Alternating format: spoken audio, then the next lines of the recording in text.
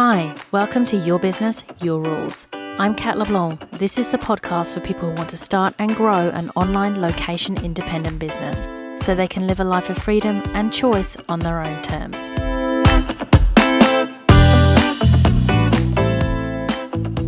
Welcome to episode 53, When to Quit Your Job and Go Full-Time in Your Business.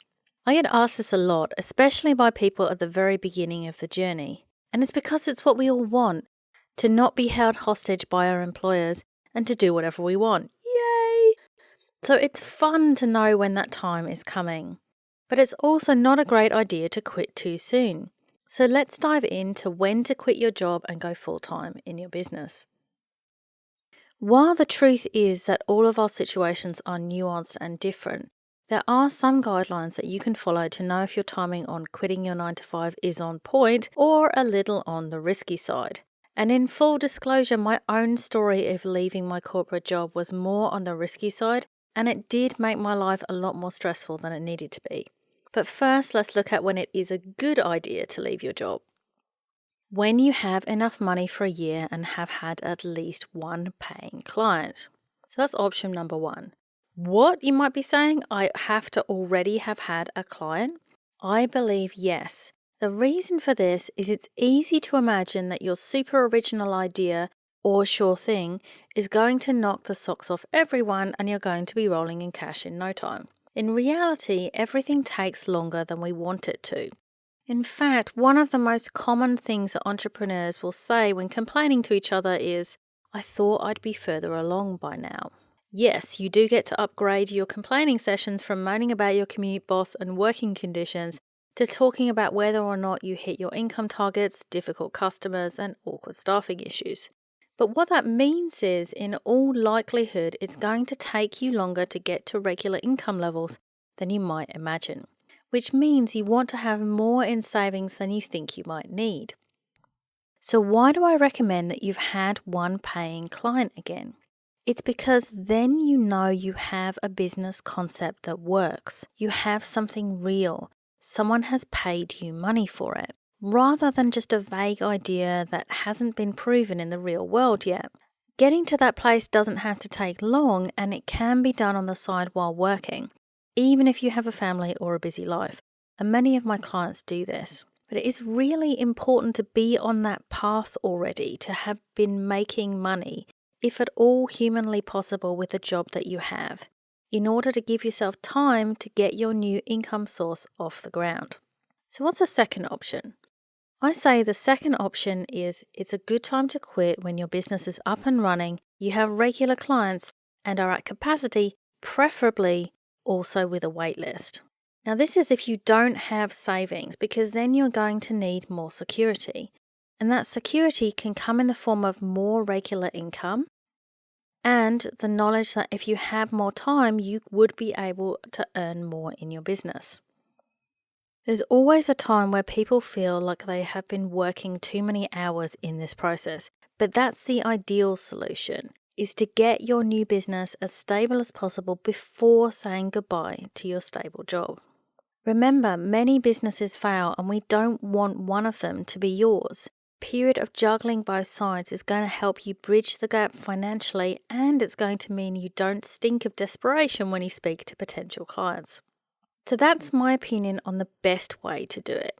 But what did I do? Sometimes life throws you a curveball and it's close to impossible to get to those two scenarios I described. The situation I was in was that I had a 1.5-hour commute each way if nothing went wrong with the transport system to my super stressful job in the city, which also required long hours.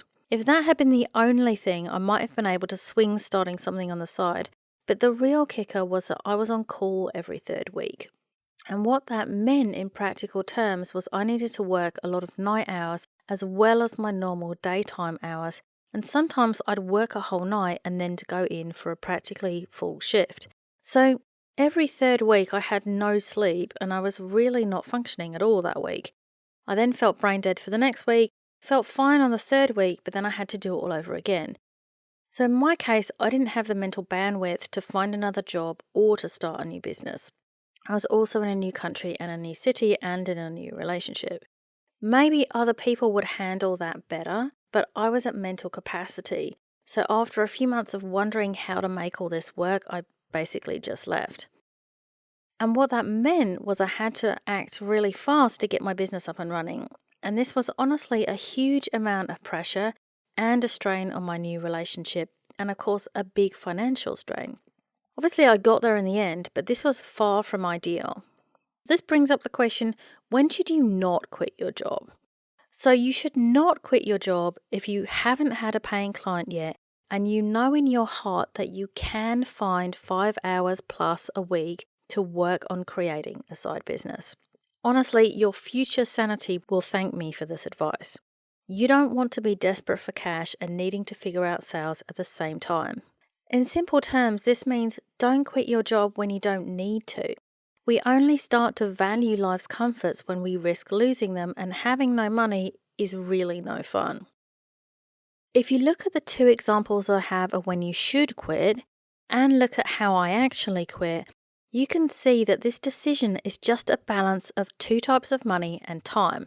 1, potential money, 2, actual money, which can buy you time, and time. In my situation, I had no idea if my business had potential because I didn't even know what it was yet, so there was 0 potential money here. I also had 0 times in terms at least of mental headspace in my life because I was barely functioning with my work requirements. But I did have some actual money and I believe close to a year's savings. So while this was far from ideal because I had no time, I didn't have a lot of choice in the path forward to make it work. The ideal scenarios, the 2 of them, look like this. 1, a year's worth of money and at least 1 client. So in that case, you have actual money, your savings, and you have potential money because you know at least 1 person has paid you.